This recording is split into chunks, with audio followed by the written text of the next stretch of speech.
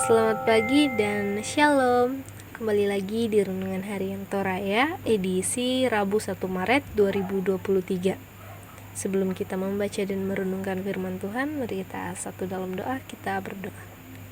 Bapa yang kekal dalam kerajaan surga, terima kasih untuk penyertaan Tuhan di dalam kehidupan kami, di mana pagi ini kami dapat bangun dengan tubuh yang sehat tanpa kekurangan sesuatu apapun. Tuhan Yesus yang baik, sebentar kami akan mendengarkan sebagian dari firman-Mu. Berkati kami yang mendengarkan agar dapat tertanam baik di hati kami. Tuhan Yesus, ini menjadi doa kami. Dalam nama Tuhan Yesus, itulah Tuhan dan Juru Selamat kami yang hidup. Amin.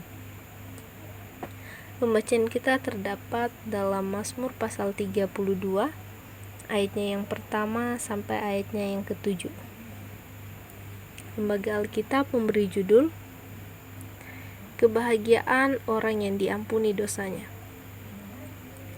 Ayat yang pertama dari Daud, nyanyian pengajaran. Berbahagialah orang yang diampuni pelanggarannya, yang dosanya ditutupi. Berbahagialah manusia yang kesalahannya tidak diperhitungkan Tuhan, dan yang tidak berjiwa penipu. Selama aku berdiam diri, tulang-tulangku menjadi lesu karena aku mengeluh sepanjang hari. Sebab siang malam tanganmu menekan aku dengan berat, sumsumku menjadi kering seperti oleh teriknya musim panas. Dosaku kuberitahukan kepadamu, dan kesalahanku tidaklah kusembunyikan. Aku berkata, aku akan mengaku kepada Tuhan pelanggaran-pelanggaranku, dan Engkau mengampuni kesalahan karena dosaku. Sebab itu, hendaklah setiap orang saleh berdoa kepadamu selagi Engkau dapat ditemui. Sesungguhnya pada waktu banjir besar terjadi, itu tidak melandanya. Engkaulah persembunyian bagiku, terhadap kesesakan Engkau menjaga aku. Engkau mengelilingi aku sehingga aku luput dan bersorak. Amin. Tema kita pada pagi hari ini yaitu kebahagiaan orang yang bertobat. Setiap orang tentu mendambakan hidup bahagia. Karena itu, berbagai upaya dilakukan untuk memperoleh kebahagiaan. Ada yang mengukur kebahagiaan dengan harta yang banyak. Ada pula yang berusaha menduduki jabatan yang tinggi. Beberapa orang mengejar popularitas, serta banyak cara dilakukan orang demi hidup bahagia. Dan mereka tanpa mengenal bekerja untuk memperolehnya. Namun, akhirnya yang terjadi bukannya bahagia, tapi justru pikiran menjadi stres karena beban pekerjaan. Daud dalam pengalaman imannya menyaksikan bahwa kebahagiaan yang sejati bukanlah dengan semua capaian-capaian duniawi seperti kekayaan, jabatan, dikenal banyak orang, atau hal lainnya. Ketika ia berusaha menyembunyikan dosa-dosanya, ia mengeluh siang dan malam.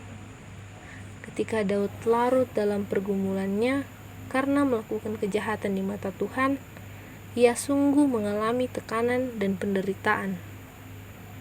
Harta yang banyak dan kedudukan yang tinggi tidak dapat memberikan solusi terhadap masalah yang sedang dihadapi. Lalu, ia memilih bertobat dan memohon pengampunan Tuhan serta meyakini bahwa Tuhan sungguh pemberi pengampunan atas pertobatannya. Pilihan terbaik saat kita mengalami pergumulan akibat dosa dan pelanggaran adalah membuka hati kepada Tuhan dan memohon pengampunannya. Orang yang menyadari dosanya namun menolak untuk bertobat tidak akan mengalami ketenangan batin. Ia akan hidup dalam bayang-bayang ketakutan, Upaya-upaya menutupi dosa hanyalah menambah beban dan pergumulan. Semakin lama semakin rumit. Tidak ada kebahagiaan melebihi kebahagiaan orang yang diampuni kesalahannya. Kebahagiaan yang sejati adalah hidup dalam pengasihan Allah. Amin. Mari kita satu dalam doa, kita berdoa. Terima kasih ya Tuhan untuk pagi ini, di mana kami dapat mendengarkan sebagian dari firman-Mu. Biarlah firman ini dapat tertanam baik di hati kami, dan kami dapat lakukan di dalam kehidupan kami. Sebentar kami akan melanjutkan segala aktivitas kami. Kiranya Tuhan memberkati kami sepanjang hari ini. Inilah yang menjadi doa kami di dalam nama Tuhan Yesus. Itulah Tuhan dan Juru Selamat kami yang hidup. Amin.